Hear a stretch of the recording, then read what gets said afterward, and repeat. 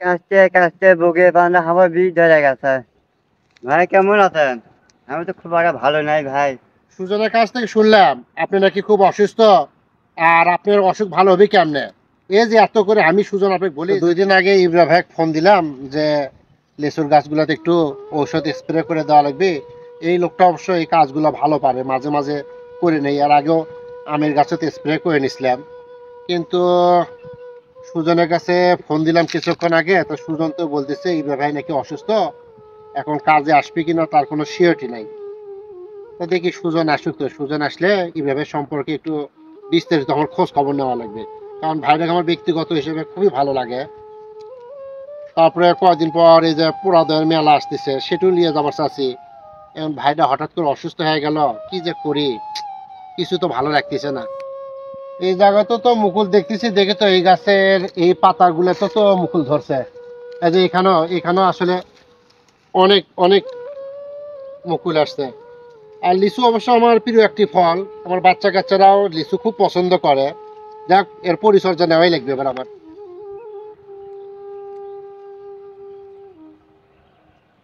ভাই তো লিচু বাগানোতে আসবে কলো, তো ভাই বেন কোন জায়গাত বেন গেল আবার?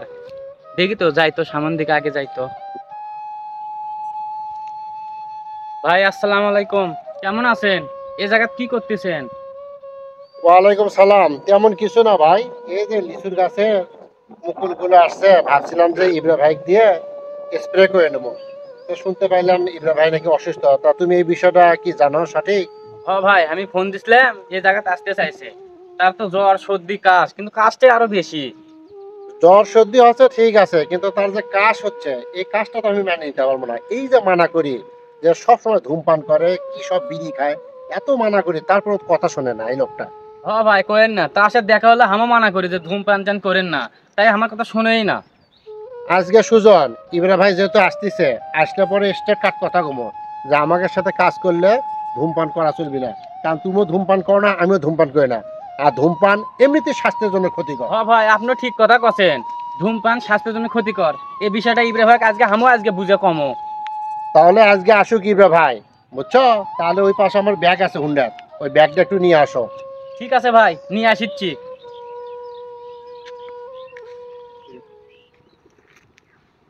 ওই তো ইব্রা ভাই আসতেছে, আজকে আসুক, সুজনের নিয়ে এই বিষয়ে তার সাথে আজকে ফাইনালি আলাপ করবো। হয় আজকে ইব্রা ভাই ধূমপান ছাড়বি, নাহলে আমাকে দুইজনের ছাড়া লাগবে, এরই আজকে ফয়সাল হবে।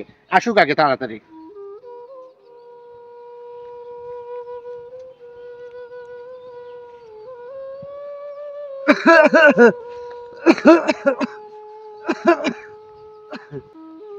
রনি ভাই আর সুজন কত বিড়ি খাওয়া মানা করছে, তবু আমি ছাড়া পাচ্ছি না। কি করি এখন?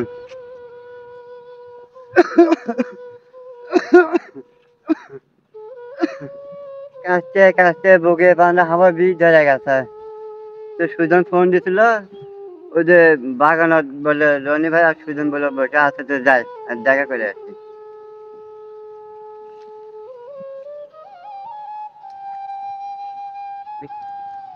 ওই তো ইব্রা ভাই আসতেছে, কাশতেছে কুমার, সেই কাজ দিচ্ছে।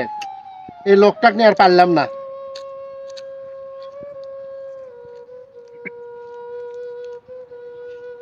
ভাই কেমন আছেন?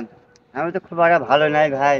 সুজনের কাছ থেকে শুনলাম আপনি নাকি খুব অসুস্থ, আর আপনার অসুখ ভালো হবে কেমনে? এই যে এত করে আমি সুজন আপনাকে বলি যে ধূমপান ছাড়েন, ধূমপান ছাড়েন, আপনি তো ধূমপান ছাড়ার কোনো নামই নাই। ভাই ধূমপান কেমনে ছাড়ি? আমার পুরানো অভ্যাস হয়ে গেছে, এলে ধূমপানের নিচেই পড়ে গেছি আমি। আজকে একটা ফাইনাল কথা কয়, হয় আপনি ধূমপানের নেশায় থাকবেন, না হলে আমাদের সাথে থাকবেন। এখন কোনটা আপনি করবেন সেই ফয়সলা আজকে আপনি দিবেন। সুজন উমরা আছে, আসতেছে। ভাই ধূমপান ছাড়া তো খুব চেষ্টা করেছি, কিন্তু পারছি না যে আমি। ভাই আমি সুজন, আমরা তো দুজনে একজনও ধূমপান করি না, কই আমাকে তো নেশা জাগে না। ইচ্ছা করলে নেশা ছাড়া যাবে, বুঝছেন? ধূমপান ছাড়ে দেন, এগুলো বিড়ি টিড়ি খাওয়া বাদ দেন, তাহলে দেখবেন শরীর স্বাস্থ্য সব ভালো থাকবে। আর এরকম ঘুকুর ঘুকুর করে কাশ হয়, এটা আর হবে না। ভাই বিড়ি খাওয়া আস্তে আস্তে আমি বাদ দেবো, আমার খুব কষ্ট হচ্ছে। এটা বিড়ি টিড়ি আর খাবো না ভাই। ভাই সুজন কুটি ওই তো আমাকে ফোন দিয়েছিল, চেষ্টা করে করলো। সুজন তো অনেকক্ষণে আছে, ওই যে হুন্ডের থেকে আমার ব্যাগ আনবে গেছিলাম, ওই যে গেল। আর নিয়েও আর পারি না, বুঝছেন? একটু চঞ্চল টাইপে, আমি ডেকে আনি তো।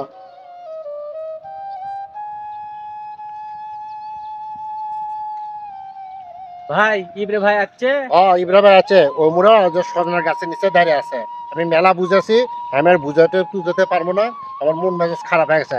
যাও তুমি না কিছু বুঝাও। ভাই আপনি টেনশন করেন না, আমি তাক বুঝে আপনার কাছে নিয়ে আসিচ্ছি।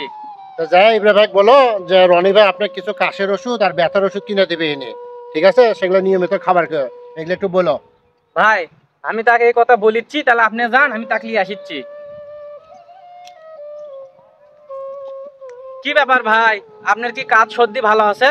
না গো, কাজ সহ্য আমার ভালো হয়নি, বুকের ব্যথা আরো বেড়ে গেছে বেশি। ভাই আপনাকে একটা কথা কই, আপনি ধূমপান নিয়ে পড়ে থাকবেন না হলে হামাগুড়ি নিয়ে পড়ে থাকবেন। না না, আজকে পর থেকে বিড়ি খাবো না, আমি তোমাকে সাথেই থাকবো। ওই যে রনি ভাই বললো আপনাকে বাজারে যে ওষুধ কিনে দিবি, তা চলেন রনি ভাইয়ের সাথে দেখা করি। হ্যাঁ তাহলে চলো, রনের ভাষা দয়া করে আমি ওষুধ কিনে দিলে আমি খাই না, আর আমি পাবো তাহলে। হ্যাঁ চলেন। আসুন আমরা ধূমপান সহ সকল প্রকার নেশা জাতীয় দ্রব্য খাওয়া থেকে বিরত থাকি। যদি আমাদের এই ভিডিওটি আপনাদের ভালো লেগে থাকে তাহলে শেয়ার দিয়ে অন্যকে দেখার সুযোগ করে দিবেন এবং পরবর্তী ভিডিও দেখার আমন্ত্রণ রইল। সে পর্যন্ত সবাই ভালো থাকবেন, সুস্থ থাকবেন, নিরাপদে থাকবেন। পরবর্তী ভিডিও দেখার আমন্ত্রণ রইল।